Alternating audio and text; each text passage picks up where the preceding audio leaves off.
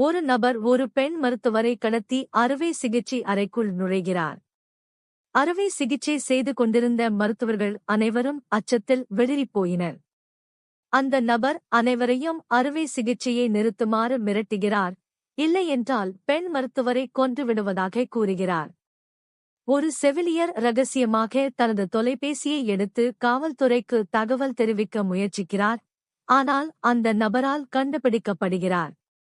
அவர் அந்த செவிலியரை தொலைபேசியை கீழே வைக்குமாறு கட்டளையிடுகிறார், இல்லையென்றால் விளைவுகள் மோசமாக இருக்கும் என்று எச்சரிக்கிறார்.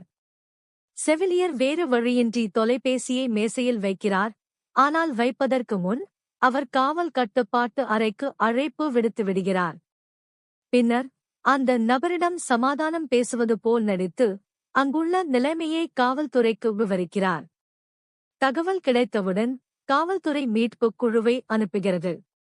இதற்கிடையில் அந்த நபர் அனைத்து மருத்துவ உபகரணங்களையும் அணைத்துவிட்டு அனைவரையும் சுவற்றை ஒட்டி நிற்குமாறு கட்டளையிடுகிறார். இளம் மருத்துவர்கள் மிகவும் பயந்து பின்வாங்கத் தொடங்குகின்றனர். இதைக் கண்ட தலைமை மருத்துவர் கிம் அனைவரையும் அவரவர் இடத்தில் நிற்குமாறு சத்தமாக கட்டளையிடுகிறார். பின்னர் அவர் அறுவை சிகிச்சையை நிறுத்தப் போவதில்லை என்று கூறுகிறார்.